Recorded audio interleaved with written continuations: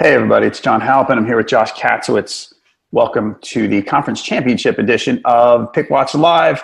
We're going to look at the two Sunday games, Rams-Saints first up at 3 o'clock Eastern and Pats-Chiefs at 6:40. Josh, we didn't want any of these defensive teams in here, right? Just points, touchdowns. None of this, three and out crap.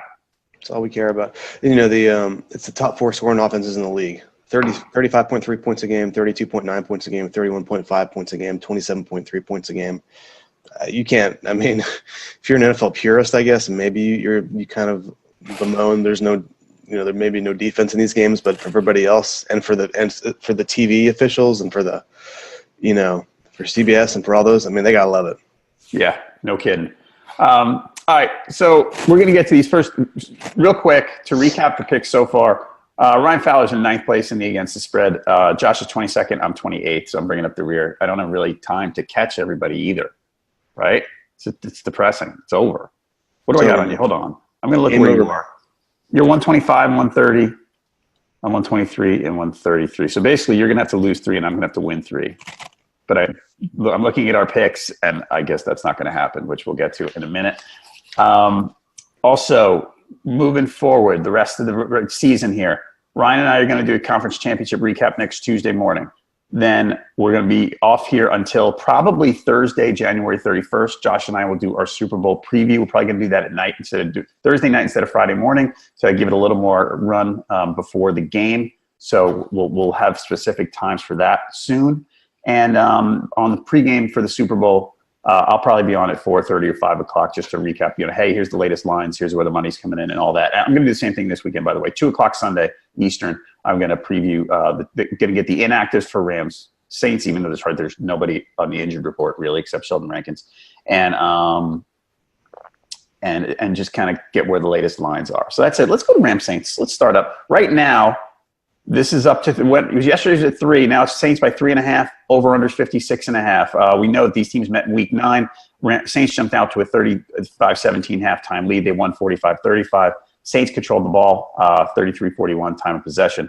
Todd Gurley, not a huge day that day. That was kind of where I don't know if that's where his slide started. Remember, he was scoring 8 billion touchdowns a week. Then he slowed down a little bit. Michael Thomas had a huge game, 12 for 211. All right, for this week, Ben Watson's the only guy in the injury report. Ben Watson's got an illness. Didn't practice Wednesday, Thursday. I would imagine that if he recovers, he'll be fine to play.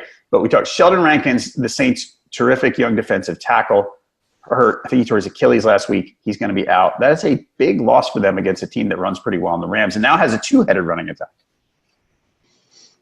Yeah, it's the fact that the Rams have been able to make the running game even better has been impressive. I mean, and who saw C.J. Anderson kind of come out of nowhere, right, to take over for Todd? I mean, it's been a pretty interesting storyline, and like I said, Todd Gurley could be the best running back in the league, and he goes out for a while with an injury, and C.J. Anderson just kind of comes in and rolls.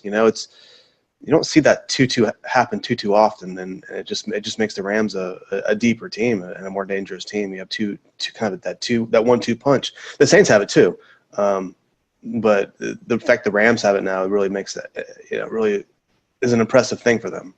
Yep. All right, Rams. A little background. 6-2 on the road, but 4-4 against the spreads. While the Saints, they're 7-2 at home, but 4-5 against the spread. Again, Week 17 game we kind of have to throw out though because they're resting everybody. I'm wondering the thing that's giving me pause. And Ryan and I talked about it on Wednesday. We talked about Rankins a minute ago. Them losing him, that's a tough one. He's a terrific run stopper. He's a good defensive tackle, right? So Jared Goff's issue is when he's under pressure, he really struggles. He's not especially mobile. You wonder if the Saints are going to put less pressure on him now that they're a good man down, one of their best defensive players down. Like I wonder, I'm starting to wonder how much that injury could impact, and maybe I'm overthinking it, how much that can impact the Saints defense and how they play against Goff. I don't know. It's interesting because I guess it depends who you want to try to beat you. Do you want to put all your effort into stopping Gurley and Anderson and let Goff beat you? If I'm the Saints, I'm thinking that's kind of what I want to do. Agreed. Jared Goff has so he's certainly not an elite quarterback at this point. I'm not sure he's even like a top 10 quarterback at this point. And he's fine, but is he a guy that can pass you to the Super Bowl, that can throw for 400 yards, 4 touchdowns in this situation? I know he has in the past put up, pretty big numbers, but he hasn't played that great lately. Right. I don't know. If I'm the Saints, I'm still putting my eggs in. Let's stop Gurley. Let's stop Anderson. Let's see if Jared Goff can beat us on the road in a high pressure situation. He didn't do it earlier in the season in New Orleans. Let's see if he can do it this time. I don't think he can. I'm the Saints. That's the direction I'm going in. Stop Gurley, stop Anderson, make Goff beat me.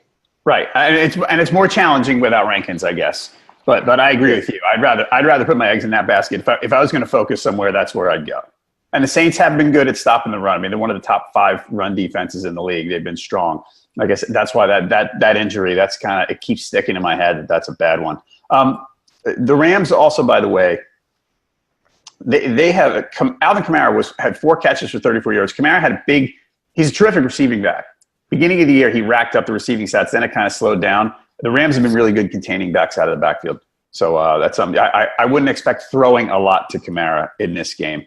Talk about letting Goff beat you. The Saints pass defense, 29th in passing yards allowed, most of it going to the outside. Brandon Cooks was 6 for 114 and 1 last time. I mean, if you're going to focus, I mean, Lattimore's good for the Saints, very good.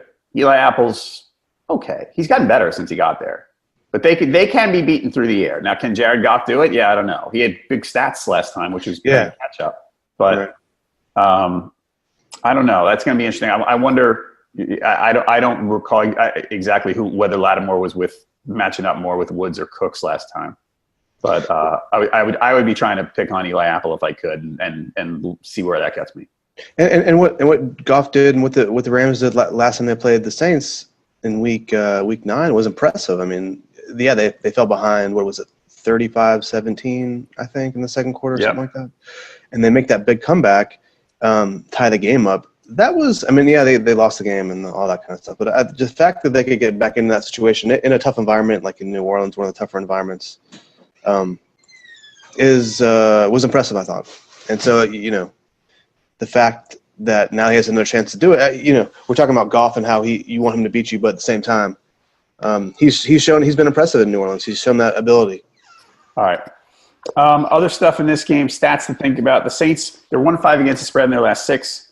They're 5-0 at home in the playoffs with Sean Payton as their coach. This one, I don't know. I can't figure this game. Like I'm the other game, which we'll get to later. I think I know who's going to win. This game, because the Saints are at home and they beat them last time, I think they'll probably win. But I do not feel strongly about it either way. There's this boxing axiom that, when you have 2 great fighters and one fighter wins a decision, the rematch, the fighter who won the decision oftentimes wins by knockout the next time. So I'm kind of thinking the same thing here. I think the Saints, the Rams are a great team, but I think the Saints are a little bit better. The Saints have proven they can beat them, and the Saints are at home. That's if this game was in LA, I wouldn't worry so much about the home field advantage. But in New Orleans, that's a true thing, man. Yeah, and if you watched the Rams much, I was watching it, noticing again last week, a lot of communication between McVay and Goff pre-snap. They let the clock run down for a while they're figuring out what to do, figuring out what play to call, or changing it. And this is not a great environment to be doing that. I mean, look, you get it done some, but it's harder. That's all. It's just going to add, it adds a layer of complication for the Rams, I think, is the best way to put it.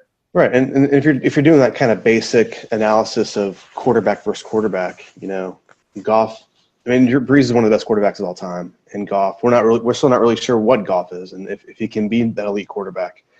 So you just look at it from that basic analysis, and who are you going to pick between Breeze and Goff? I mean, there's no question about that. Right. You're going Breeze every time. Absolutely. Like, I'm with you. I think Goff's fine. I don't know if he's a top 10 either. He's He's fine. He's in a great system. I don't want to beat the guy up. I don't think he's bad. It's just, he's not an elite type quarterback. He can put up big numbers, but what do you think about Marcus Peters? There's got a lot of ink this week for the story about Sean Payton apparently talking trash to him during the last game. And what did he say? He said something about he told me after the game. He said, we're going to see him again soon, and then we're going to have a nice little bowl of gumbo together. That's a pretty funny story, but I wonder if they're going to go. Michael Thomas beat him up pretty good. Yeah. Last game, they didn't have Aqib Talib at the time, and Aqib Talib back with the Rams obviously makes a difference. Yep. So it's going to be unclear if Peters is going to be on Thomas the entire time, or if he should have taken one. He shouldn't. He's no good. I mean, he's struggled all year. Yeah. So, I wonder if they're going to just – or maybe they'll put Talib on Thomas this time. Maybe that's a better play. I just wonder, now that there's this element of trash talking and gumbo eating and that kind of thing, I wonder how that affects things. I'm not sure about that. But, I think the Saints win through the air. The weird thing about the Saints, though, after Thomas – their pass and Kamara, their pass receiving game is kind of weak. Ted Ginn's probably your next best receiver. Yeah. So, if you can lock down Thomas, you got a pretty, there's ways to stop that passing game. I mean, Breeze is great. He finds people, but he doesn't have a lot to work with. No, but, we talk about that running game. That running game is really good, too, with Kamara and Mark Ingram. So there is a little bit of flexibility there. If that pass game if they're really shutting down Thomas and Ginn is doing kind of the normal thing he's done throughout his career. He's only got 17 catches this year, doesn't he? Well, he's hurt for a while. Yeah. Yeah. But 30 targets, 17 catches, not a great percentage there. Ginn's kind of been a guy who's just always kind of been there. Yeah, he's a drops guy too. He's a fast drops guy. Yeah. Yeah, you're right. No, I mean after Thomas they really drop off, but they like this the backup of the running game, I think, makes me a little more comfortable with that. Are you pretty strong with this? Pretty strong feeling about the Saints? Yeah, I think the Saints are going to win. I think they're going to cover. Neither of these games was too difficult for me to decide. Okay. Yeah, I think this one I actually picked the Rams against spread. I just think it'll be a close game. I mean, I could see your side of it. Like I said, I don't feel strongly. Yeah. I just think it'll be close. And on the over under, again, right now we're at 56.5. How on earth do you bet under in this game? Like I don't see it at all. No, in that dome with those two teams, this to me seems like a pretty easy call. But then you're like, what does Vegas know that I don't know? Right? like those kind of they must know this line is a little low. Like, why are they doing that? Maybe they're. And a lot of times when you think that, Vegas is right. Yeah, that's true. But you can't bet your money. You can't bet your money based on that. You got to go with. You got to go with what you think is going to happen. So yeah, if it's me, you got to bet this thing over all day long. So right now, straight up, I'm going Saints straight up in Rams against the spread if I can get 3.5. Right now on NFLPickwatch.com, 57% of the fans are with the Saints against the spread. 52% of the experts are with the Saints against the spread. So it's pretty close. So that's that on this one. Patriots-Chiefs. Currently, we're recording this on Friday morning, a little before 8 o'clock Eastern. And this will change, certainly. Keep an eye on it. Chiefs are favored by 3, over under 55.5. This game will start at 6:40. So, by the way, the over-under opened at 58, and now it's 55.5. Now, it went down right off the bat early in the week because on Tuesday or so, the weather forecast was for temperatures at 0. Like it was just going to be this disastrously cold day and be one of the more coldest playoff games ever and all that stuff. Forecast has lightened up. It looks like we're going to be in the mid to high 20s. So not unplayable, not extremely uncomfortable. I mean, cold for sure, but nothing that weather, that doesn't make me think anybody's going to be negatively affected too much. The weather's not a factor. Yeah. Really. So we can throw that out, right?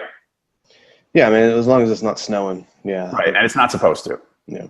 So yeah, it was too bad. I was kind of looking forward to the 0. I mean, selfishly, I feel bad for the players. Because you're going to be home in Charlotte, home house. Yeah. Exactly. What do you think the Pats playing the disrespect card? I don't know. It's pretty disingenuous, I think. I mean, when Brady had that interview last week, it was like, yeah, everybody thinks we suck. But yeah, there's some truth to that. I don't think anybody thinks the Patriots suck, but I mean, I think people think that the Patriots are not as good as they normally are. Right. We've said that. What's that? We've said that all year. Yeah, but coming from Tom Brady, it's like, I read somewhere that like the Patriots don't get the opportunity to play this card very often, so why not play it? Why not play disrespect, like us against the world kind of mentality? Which I guess, but I don't know. It just comes off as like kind of blah to me. Yeah, Edelman was doing it too. I think they made T-shirts or scarves or bandanas or something. The ability of elite athletes to manufacture reasons to get angry at people always amazes me. That they could really. I mean, it's this is the part that's so hard to. We can analyze skill, right? And people do it better than me, but to what's going on in someone's head and what motivates them, that's so. And you've done more of this than me because you've worked more directly with elite athletes. That the ability of them to trick themselves almost into getting angry and getting motivated because someone doesn't respect them or something like that. It's so interesting to me how the brain works like that because I couldn't. I'm like, God, who cares if someone says I suck? Yeah, well, that's why they're the mentality is so in life is such an important thing. Whether you're running on the treadmill at the gym or you're in this high stakes football game, yeah, and you're right. If you can manufacture some kind of disrespect, there is something. I think there's something to that of that being a positive thing for somebody, like to get you motivated even more. I mean, but I don't know, to play it off like that. To me, Brady just came off like a whiner. But right. I don't know. Nobody thinks they suck. Just because people think like you're. Just because people picked against you in a football game doesn't mean everybody thinks you suck. But what's happening though? The sports media ecosystem. This is a whole other conversation that I won't go too far into. But ESPN, I'm going to pick on ESPN for this one. Someone on ESPN says that maybe this is the end. And I'm creating sort of a hypothetical, generalized situation here. Someone on ESPN says that maybe this is the end of the Belichick-Brady dynasty. And then other people on ESPN report that, hey, people are saying that this might be the end of the Belichick-Brady. Like, no, you're saying it. Like, you're making up your own news. So it's just weird to me how all that works. And then, it's everywhere because they made their own story. Yeah, that happens. Yeah, that's funny. That happens a lot with ESPN. That ecosystem we're talking about. Yeah, but I don't think Brady's necessarily wrong in saying in the general idea of it, of like people don't think we're very good, like as good as normal. I think that's true. I mean, we've talked about that a lot this year, like you said. But hey, man, Belichick is a master at motivating too. Belichick. Belichick getting these guys to believe in it. He gets he gets it done in every way. The X's and O's and all of it. I'm sure they've talked about that in the locker room. Yep. So no matter how disingenuous I think it is, it worked last week. I didn't think they were going to beat the Chargers, and they did. They walloped the Chargers. So I don't know. Maybe there's something to it. Right. All right. Let's get back to the game stuff. These teams played in Week 6. Pats won at home, 43-40. This was the last team has the ball wins kind of game. Mahomes threw a couple picks, but he and Brady played pretty much to a standoff. I think Mahomes threw 4 touchdowns. Pats control. Okay, so 946 total yards in this game. Pats controlled the ball 36 minutes time of possession. A lot of dinking and dunking and running, and that's what they do. They are so many teams play defense in a way thinking that the opposing offense is going to try to force something eventually and make a mistake, and the Pats refuse to give in to that. It's such an interesting way. They are so content to dink and dunk their way down the field, and they will take forever to do it, and throw for 4 yards at a time to Edelman and stuff like that. It's impressive to watch. The other thing about that game, they did hold Travis Kelce in check a little bit, 5 for 61.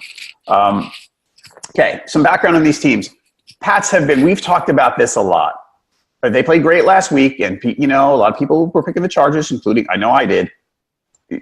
you said, wow, the Pats played a really good game. Yeah, at home, they have been a completely different team. They're 9-0 at home this year. They're 3-5 on the road. It is different. They have had somewhat. They lost at Detroit. They lost at Jacksonville. They lost at Tennessee.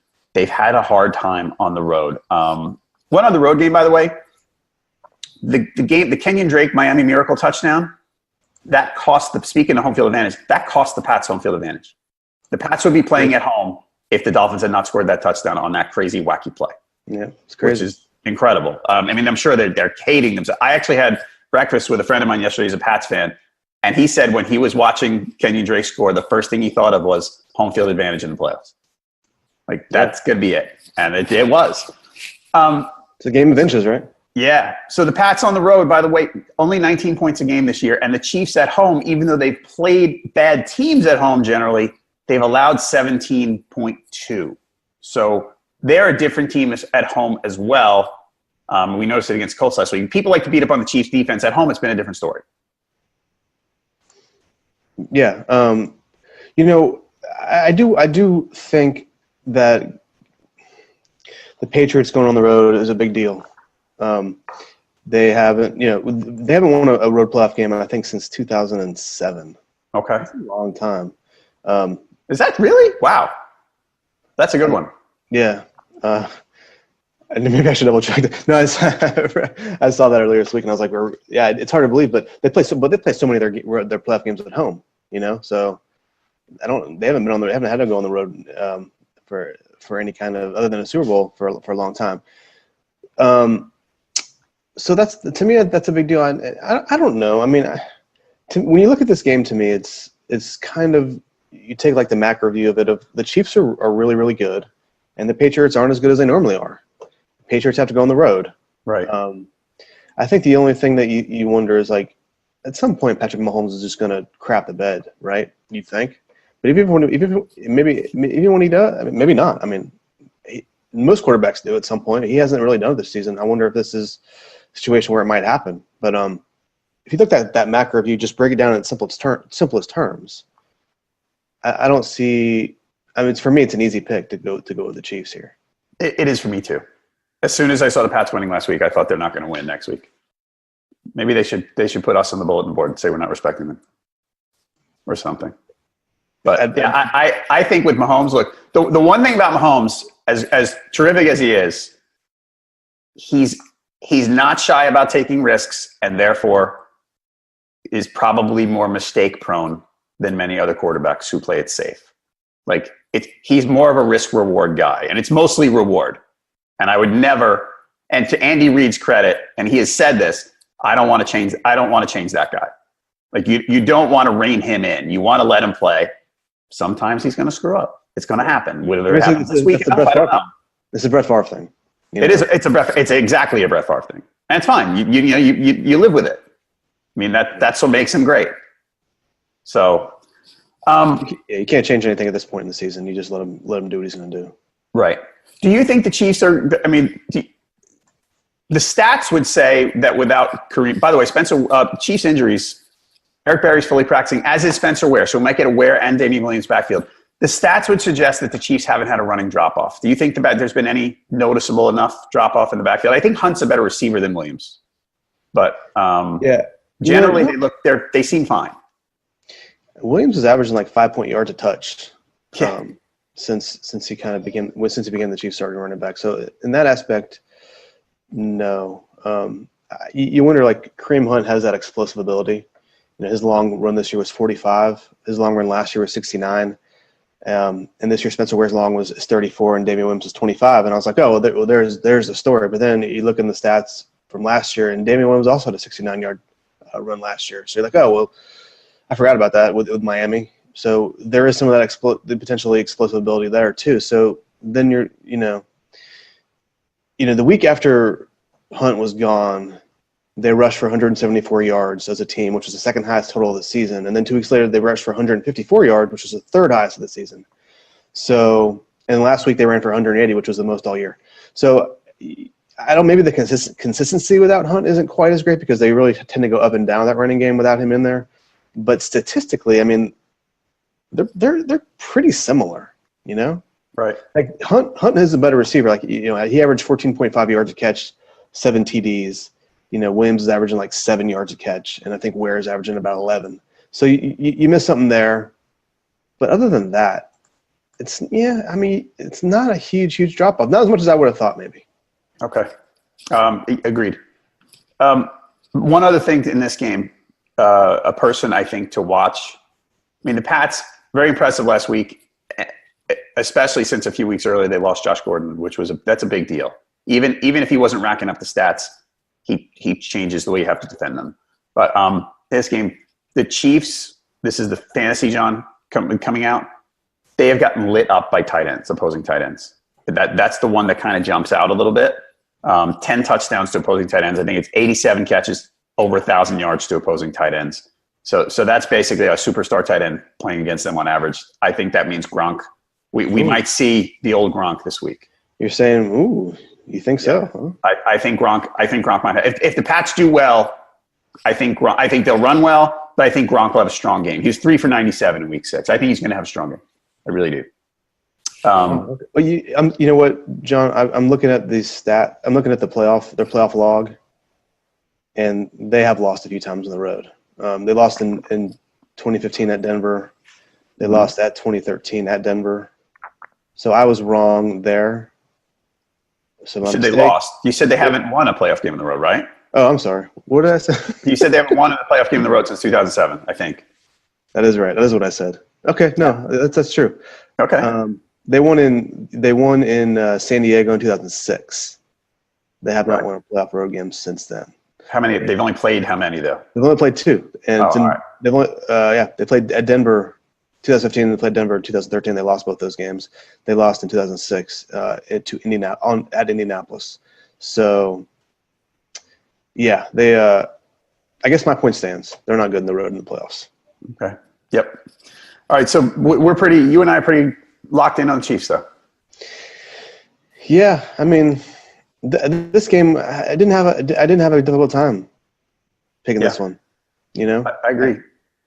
I just don't think the Patriots are as good as normal, and going on the road is going to be tough for them. This is the first AFC Conference Championship game in Kansas City in Arrowhead history. Isn't that weird? That's crazy. That's a great home field. It's a great home field atmosphere and advantage. Mm-hmm. Yeah. Do you see the over under 55.5? When I saw the early weather report, I got scared. Now I'm not scared. I think it's going over. Yeah, I think so too. I mean, I like I said, unless it's snow. Yeah, I mean, these guys they're pretty used to playing in cold temperatures, and both these teams obviously they're northern teams that are not dome teams, so they're used to playing in the cold. Right. I understand that cold obviously affects it somewhat, but I don't. Like I said, unless it's snowing, unless it's raining, I think they'll go over. Okay. So these are two of the top 4 scoring teams in the league. Yeah, I think it's going over. And I got to tell you, by the way, this game, to wrap this one up, 52% of the fans like the Chiefs, given the points. Experts are split 50-50. Again, we're doing this Friday morning, so it's early. We'll have more picks in later today, Saturday and Sunday. You can look at NFLPickwatch.com, and you can see what everybody else is doing if you want to use that to help make your picks. I would love, wrapping up these 2 games, I know you picked the Saints, and I was thinking it's a close game. I would love a Rams-Chiefs rematch. I would love it. I hope there's 100 points in the Super Bowl. I just think that'd be great. I don't need any defense at all. Any combination of these teams going to the Super Bowl, I think would be great. Yeah. I think it'd be great for network TV execs. I think it'd be great for the fans. Any combination, I'll take. I'd be happy to watch. Me too. All right. Anything else? You got anything else? Anything we missed? No. Do you know Tommy Tomlinson? Are you buddies with him? I don't. And he's Charlotte area native. He's got a great. I don't know if you read his excerpt. He's a sports writer out of Charlotte, longtime sports writer. He wrote a book called, I think it's called The Elephant in the Room. It is. And Tommy is a large man. He talks about his struggle with weight. And I just read the excerpt. I think the excerpt was, where was the excerpt? I can't remember if it was on. He's a great writer. Yeah. There's a really good excerpt this week. I can't remember where it's from, Deadspin, or look at, Google Tommy Tomlinson excerpt, I guess. But great writer, and just it made me really sad reading that book, that excerpt, with his struggles with his weight and all that, how it affects his life. So, I don't know if you're looking for a UGA guy. He is a UGA guy. Yeah. Yeah. Okay. Yeah. And he helped me get a gig at Forbes. So really nice guy. We've talked a few times. I wouldn't say we're friends or buddies or anything like that, but nice guy. Really great writer. And if you're looking for some content to read this week, man, you couldn't do any better than that. Than that piece. I actually tweeted him one day because I was in the 9/11 Memorial Museum in New York this summer, and they had a special exhibit on sports after 9/11. And you know how, like, when the Yankees came back after a week and the Mets came back and Mike Piazza had a home run in the 9th inning or the 8th inning or whatever. And there was an excerpt from something he wrote in the museum, sort of on display. And it wasn't a big thing. So I actually tweeted it to him, and it was like, he's like, I can't believe that's in there. It was great. He was so excited. Yeah, that's funny. So, yeah, I want to check out that book too. All right. Everybody, I'm going to be back on Facebook Live sorry this wasn't on Facebook Live today. We had some technical difficulties. Sometimes it happens with what we do with Facebook. Long story you don't want to hear. I'll be Facebook Live at 2 o'clock Eastern on Sunday, just updating you on the latest lines, what everybody's picking, and all that stuff. So please check us out then. Again, if you're watching this on YouTube, like our Facebook page. You watch it on Facebook, please subscribe to our YouTube channel, blah, blah, blah. And the individual game discussions that we're going to break down, put it on YouTube so you can check out those too. All right. John, you're supposed to say smash that subscribe button. That's a YouTube thing. Smash and subscribe, turn on the bell. That's what it says? That's what you're supposed to – how did I miss this? Yeah, you're not a millennial, man. I'm so not a millennial. I'm not either, but I watch the millennials, I guess. All right. He's on Twitter at Josh Katzowitz. I'm at jhalpin37, and the main account here is at Pickwatch. Thanks for watching today's edition of Pickwatch Live. Again, Sunday, 2 o'clock on Facebook Live. Please check it out. For Josh Katzowitz, I'm John Halpin, and thank you again for watching Pickwatch Live. Good luck this weekend.